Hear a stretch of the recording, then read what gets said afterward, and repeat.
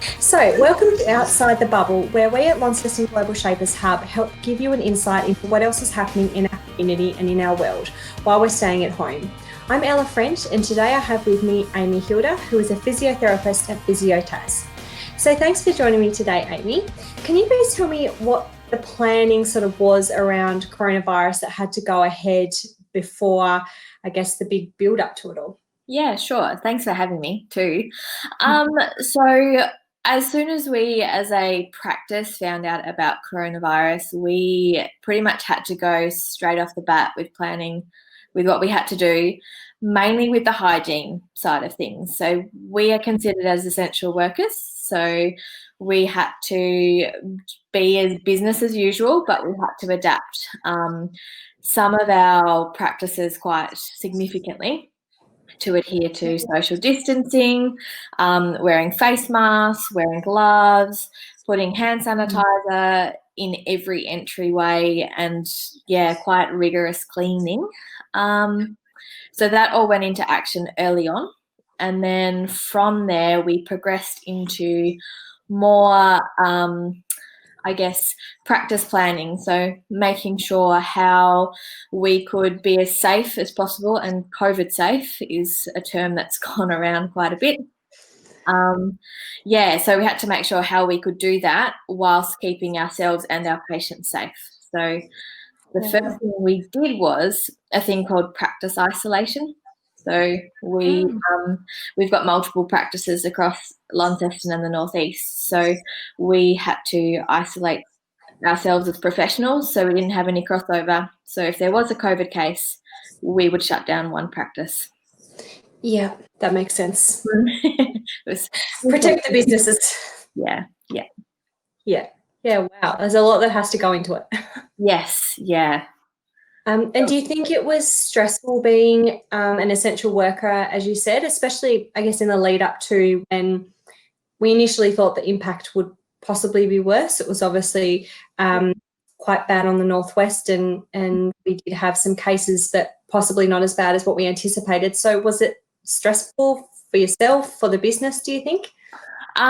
Yes. I didn't feel totally stressed because I felt like everything that the business put into place was appropriate and at a very high standard. In saying that, there was a bit of anxiety around who's coming in the door. So we would do like a triple screening process. So our reception staff would call and say, have you had symptoms? Have you been in contact with a confirmed case? And then as soon as they walk in the door, we do the same. And then as soon as they sit down with me, we'd also do the same.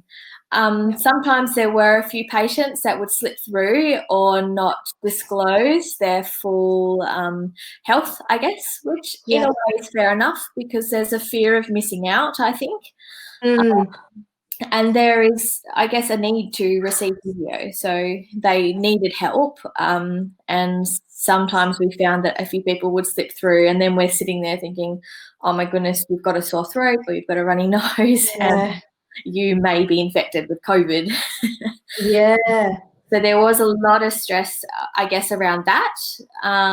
But in terms of how we were going to approach it and everything, not so much.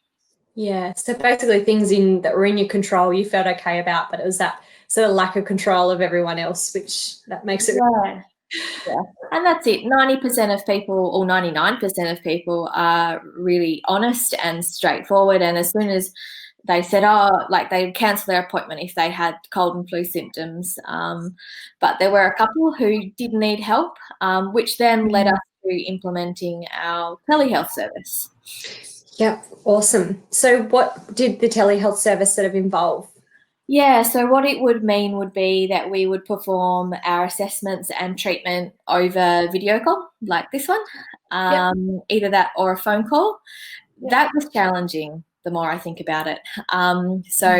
Being a profession where we deal a lot with hands-on treatment and assessment with patients, particularly for the diagnosis side of things, trying to adapt a new way of working was challenging, but it was good too because we were able to reach people in Tassie particularly that we wouldn't normally reach. So I gained a population of patients from the East Coast in St Mary's and St Helens, just because we opened up that service as a result of COVID. So that was hard, but you gain a new set of skills, which is also, I guess, a development side of all of this.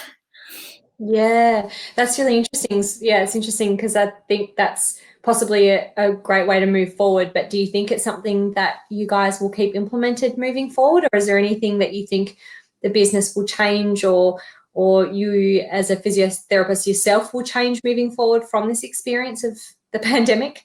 Yeah, look, I think it's definitely a valuable asset to have, in that you're able to reach those people who are geographically isolated anyway. So rather than just being isolated through COVID, they are from a distance from a regular physiotherapy practice or any other type of allied health. So I think on that aspect, it is worthwhile keeping and worthwhile utilising. In the same token, I'm a very hands-on type physio, so I struggle with that side of work, but it's a good thing to have just in case. I will use it if my patients need it, particularly the vulnerable population too. Yeah, no, I think that's definitely a positive thing moving forward. You can see both sides to needing that hands-on, like that, you don't want to take away from that, but also having that as an option is pretty great. Yeah, exactly. Well, thank you, Amy, for joining us today. If you want to find out more about our discussion, then have a look at the Examiner newspaper where you can read some more. If this is the first time you've joined us today, this is part of a larger series to explore the different parts of our community and our globe. So please take a look at our other videos we have uploaded on Facebook and YouTube, which is Launceston Global Shapers Hub. If you want to find out more about our hub, just connect with us online, or you can find out more at the global community at globalshapers.org. Thank you, and we'll see you next time.